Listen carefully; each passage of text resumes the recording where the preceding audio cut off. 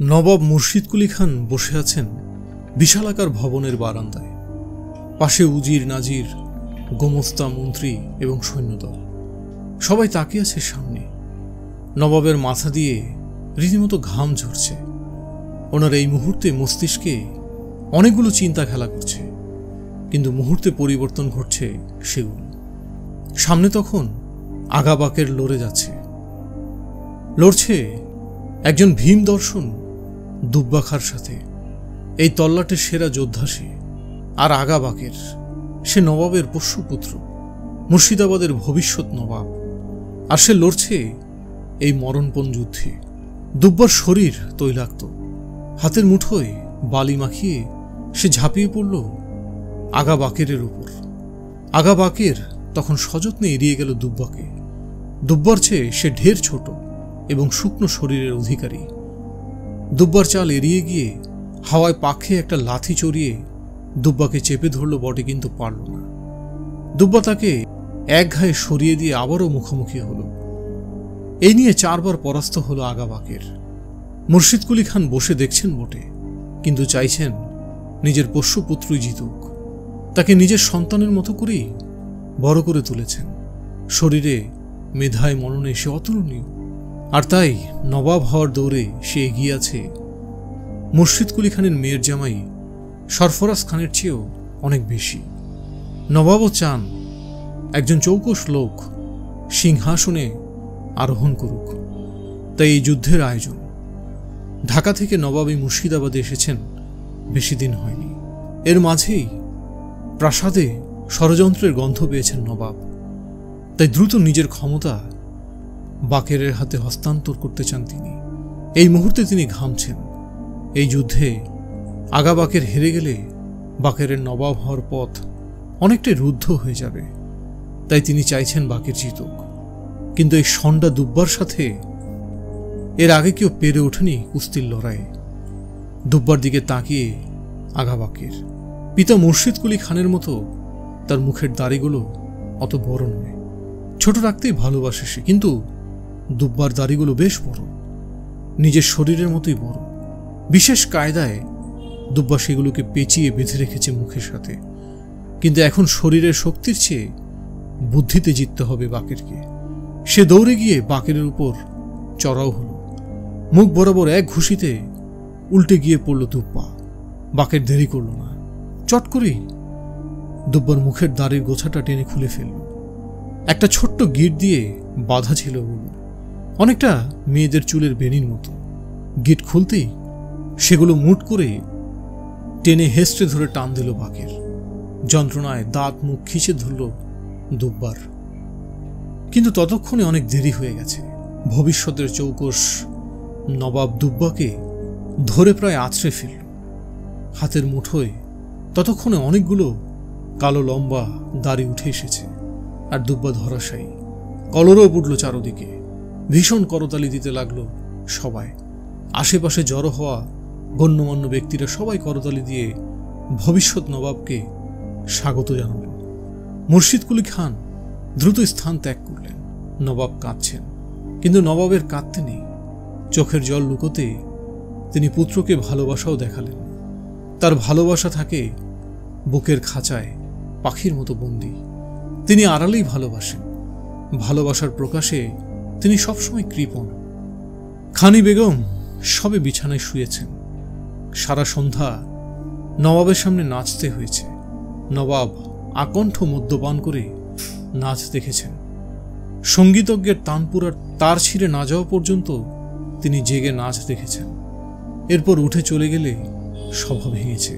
অন্যদিন হলে নবাব পুত্র এবং উজির পুত্র ও তাদের বন্ধুদের আরো মনোরঞ্জন করতে হতো, কিন্তু আজকে একটু অন্যরকম দিন। তাই খানি বেগম দ্রুত ছুটে গিয়ে নাচমহল ত্যাগ করেছে। এখন সে নিজের মহলেই শুয়ে আছে। আকাশে বিশাল থালার মতো চাঁদ উঠেছে। সে চাঁদের আলোয় একজনের জন্য অপেক্ষা করছে সে। মুহূর্ত পরে একটা শব্দ হলো, খুব ধীরে ধীরে একটা শব্দ, অনেকটা দরজা বন্ধ করার মতোই। মচমচে সে শব্দের মানে খানি বেগম খুব ভালোভাবেই জানে। উঠে বসল সে। মুহূর্ত পরে কালো চাদরে ঢাকা কে একজন উঠে এলো খানি বেগমের দোতলার জানলা বিয়ে।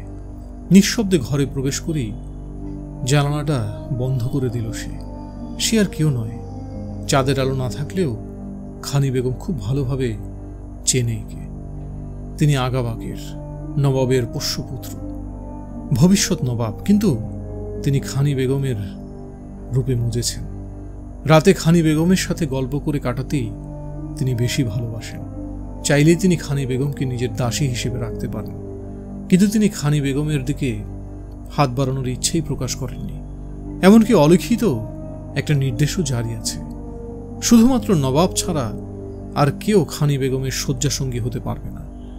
এই অলিখিত নির্দেশের কারণে খানি বেগম প্রচণ্ড স্বাধীনতা ভোগ করে মহলে, আর এই স্বাধীনতার মূল কারিগর আগা বাকের। অন্দরে বাকেরকে সবাই ভয় পায়।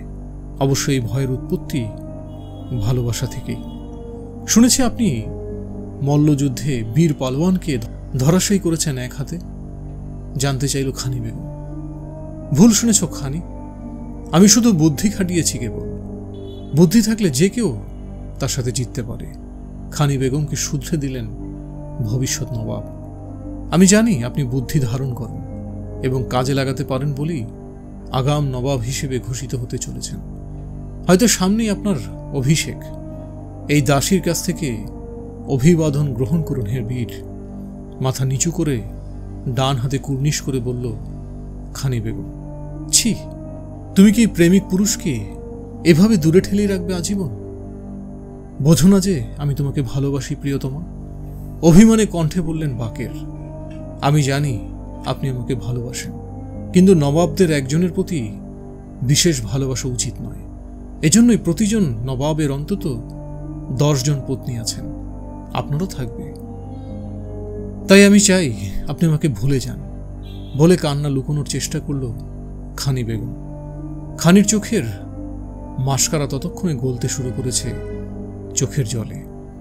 মুখ বন্ধ করো খানি, এসো আমার বুকে এসো, আপন করো এই শূন্য হৃদয়, আবেগী কণ্ঠে বললেন বাকের। খানি তখন আগা বাকেরকে জড়িয়ে ধরে, তখন সে বুঝতে পারেনি কি বিপদ এগিয়ে আসছে। উজির পুত্র জয়নাল তখন একটা ছোট্ট ফুটো দিয়ে চোখ রেখেছিল সেই কক্ষের বাইরে থেকে, কিন্তু জড়িয়ে ধরার দৃশ্য দেখে আর স্থির থাকতে পারে না। ক্রোধে উন্মুক্ত হয়ে সুরাপাত্র ছুঁড়ে ফেলে দেয়ালে, ঝনঝন করে ভেঙে পড়ে সেটা। এর চেয়েও বেশি জোরেই ভাঙে জয়নালের হৃদয়। একগাছি গোলাপ নিয়ে এসেছিল সে। খানিকে ভালোবাসা অনেকদিন ধরে, কিন্তু এখন সেই ভালোবাসার পিঠে ঘৃণার বীজ অঙ্কুরিত হয়েছে।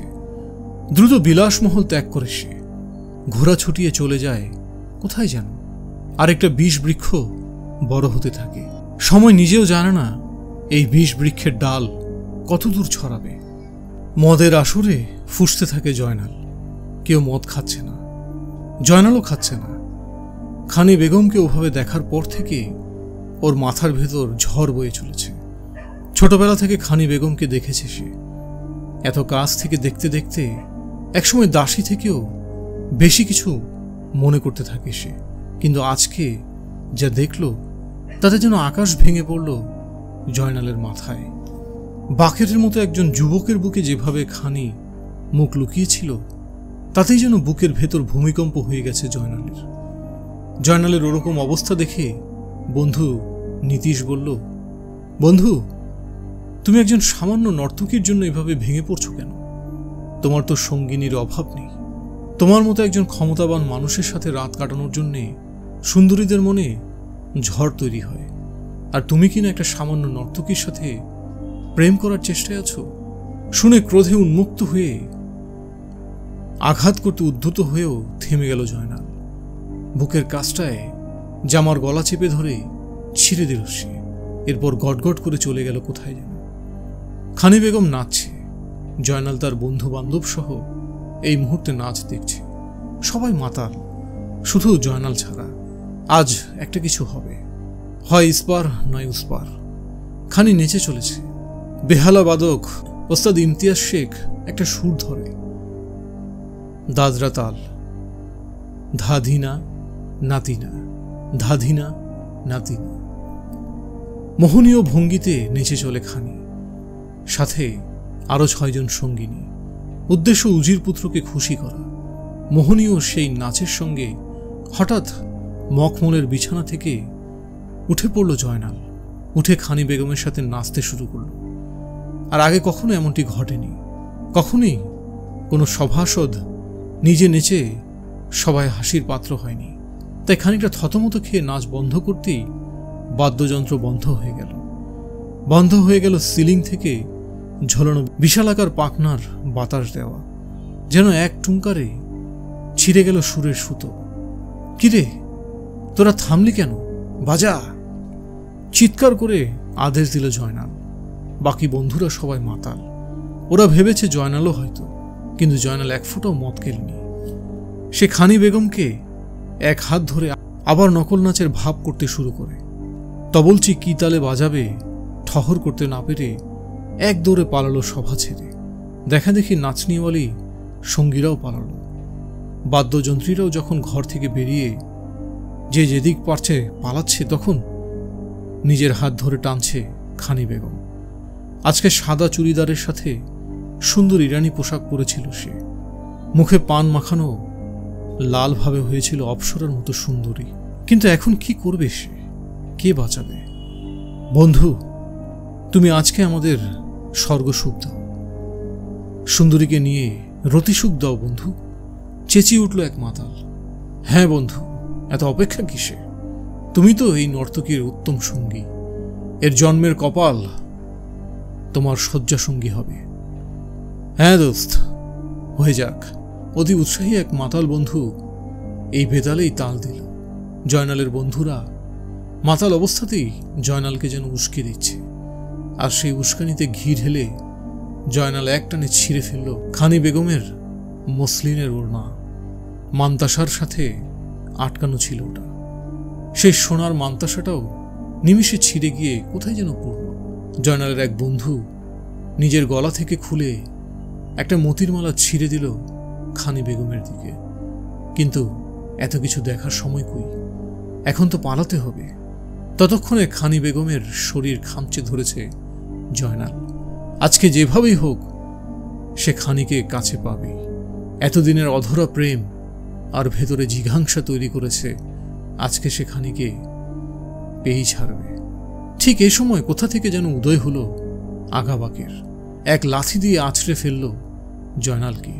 এটা দেখেই জয়নালের মাতাল বন্ধুদের দুজন সাজিদ এবং কাদির সুরসুর করে মহল ত্যাগ করল। বাকি দুজন ফ্যালফেল করে শুধু দেখছে। কোমরের তরবারি বের করে শাসালো জয়নাল। বাকের, তুমি আমাদের মাঝে এসো না। এই ব্যাপার শুধু আমি এবং খানি বেগমের। সরে যাও, ছেড়ে দাও আমার খানিকে। তুমি হয়তো ভুলে যাচ্ছ, নবাব ব্যতীত খানির শয্যাসঙ্গী হবার যোগ্যতা এই তল্লাটে কারোরই নেই। চোখ রাঙিয়ে তলোয়ার উঁচিয়ে ধরল বাকের।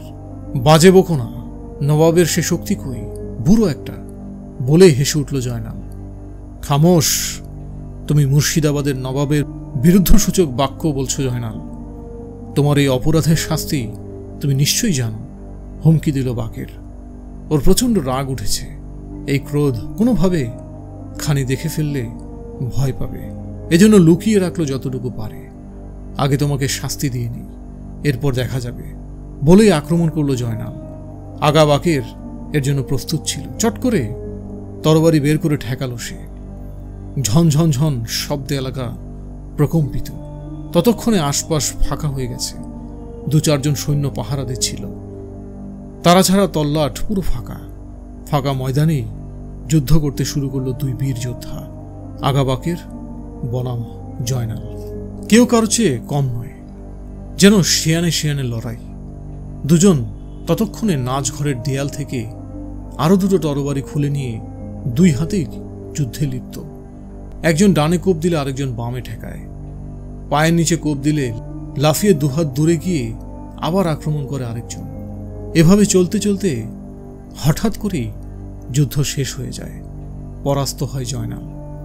ততক্ষণে নবাব মহলে উজির প্রবেশ করে ঘুম থেকে জাগিয়ে তোলেন নবাবকে। নিজের পুত্র হত্যার বিচার চান তিনি।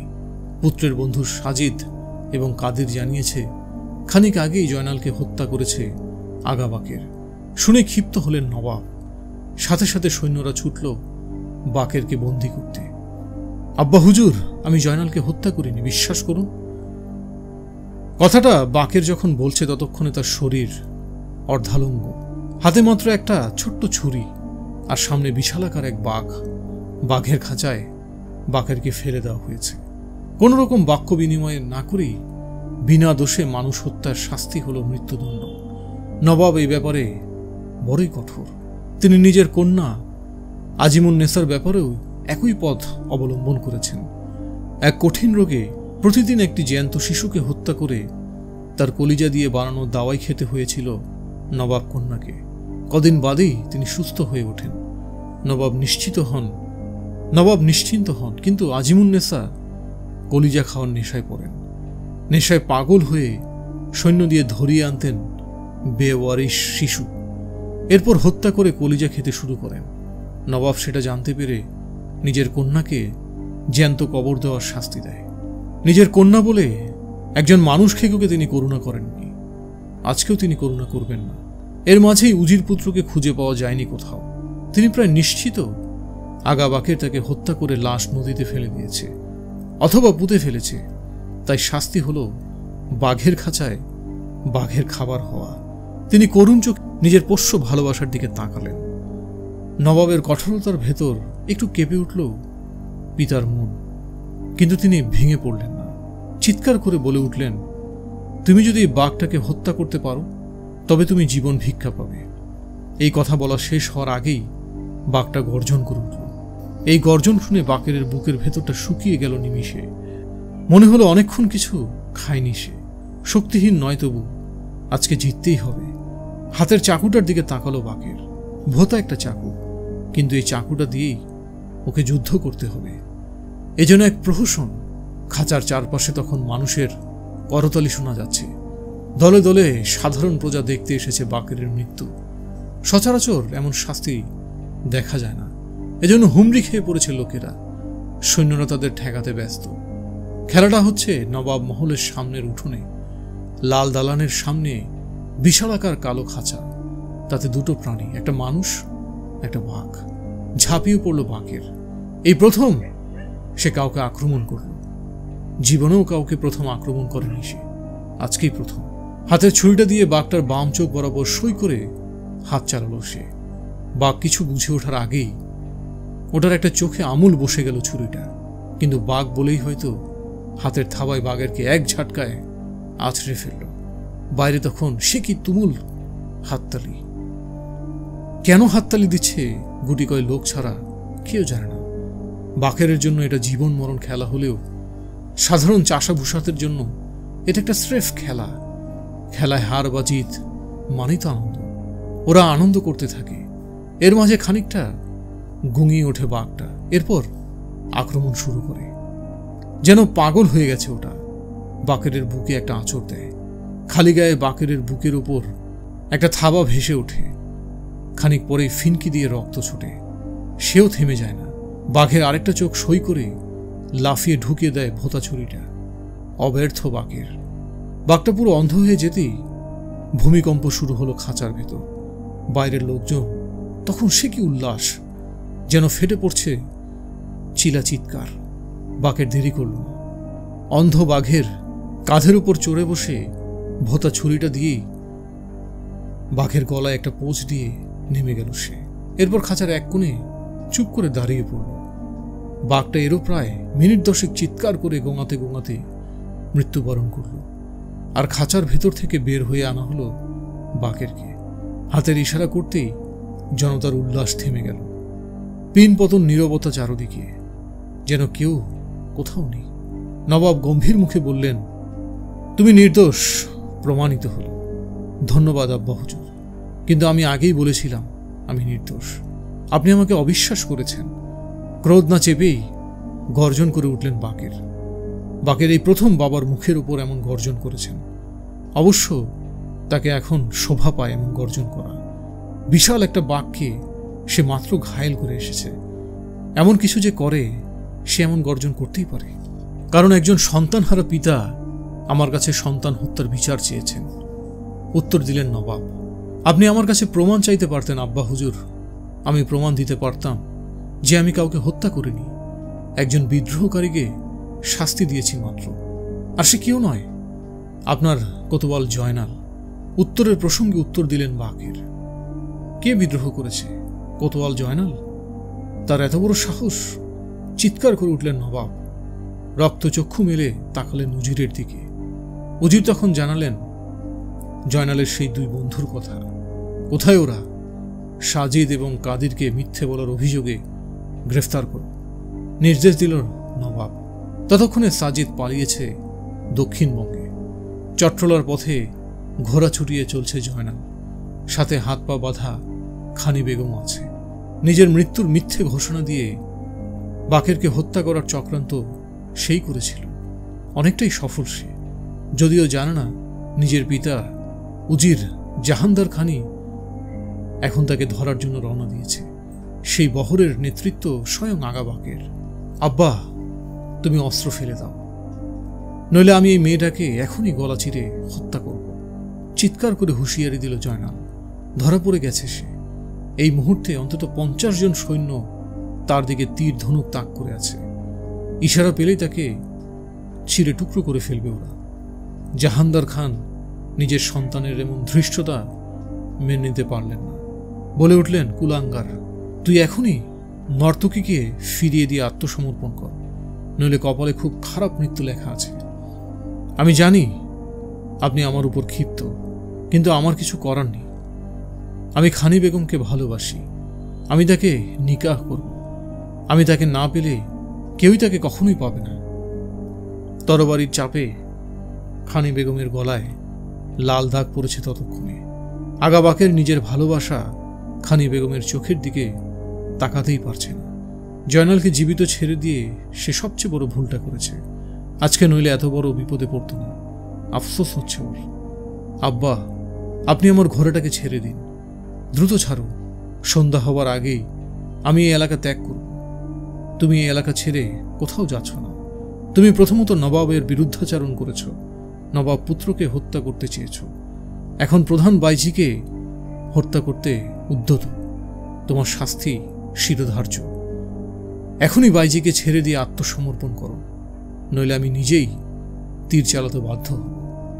হ্যাঁ, আমি জানি, কিন্তু এও জানি তুমি কখনোই নিজের পুত্রকে হত্যা করতে পারবে না। জাহানদার খানের বুকের ভেতরটা কেঁপে উঠল নিমিষে। সেই মুহূর্তটার কথা মনে পড়ে গেল, যেদিন তিনি প্রথম বাবা হয়েছিলেন, নিজের সন্তানের কপালে চুমু খেয়েছিলেন, তাকে নিজের হাতে ঘোড়া চালানো শিখিয়েছেন, লেখাপড়া শিখিয়ে উজির বানিয়েছেন।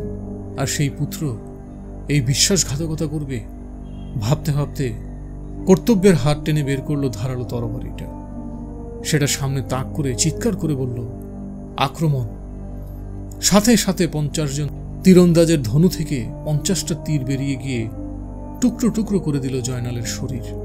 কিন্তু এই ঘটনার মুহূর্তকাল আগেই সে মৃত্যুর পরোয়ানার আঁচ পেয়ে নিজের তরবারি দিয়েই দুভাগ করে দিয়েছে খানি বেগমের কণ্ঠনলী।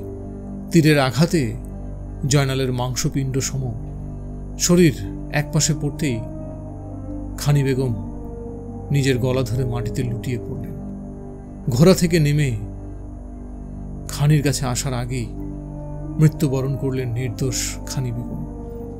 আগা বাকের কখনোই নবাবের সিংহাসনে বসেননি। খানি বেগমের প্রেমে অন্ধ হয়ে ফকির বেশে চন্দ্রদ্বীপে চলে যান, যেখানে শুয়ে আছেন খানি বেগম। সে চন্দ্রদ্বীপের নাম আজকের বরিশাল। আর বরিশালের বাকেরগঞ্জেই সমাধি দেওয়া হয় খানি বেগমকে। এরপর অনেকগুলো বছর চলে গেছে। মানুষ ভুলে গেছে খানি বেগমকে, ভুলে গেছে আগা বাকেরকেও, কিন্তু মনে রেখেছে একটা খাবারের নাম, সেটা হলো বাকরখানি। আগা বাকের এবং খানি বেগমের প্রেমের ইতিহাস মনে করিয়ে দিতেই যেন এই সুস্বাদু খাবারের জন্ম হয়েছিল। গল্পটা এখানেই শেষ। ধৈর্য ধরে গল্প শোনার জন্য ধন্যবাদ। আলো ছায়া আমাদের নতুন চ্যানেলটি সাবস্ক্রাইব করতে পারেন। সব ধরনের উপন্যাস নিয়ে আমাদের নতুন চ্যানেল আলো ছায়া। আর ছোট গল্পের সম্ভার নিয়ে কুপির আলো তো আছেই। দুটি চ্যানেলই সাবস্ক্রাইব করে আমাদের পাশে থাকতে পারেন এবং আপনাদেরকে আলোকিত করার সুযোগ দিতে পারেন। ধন্যবাদ।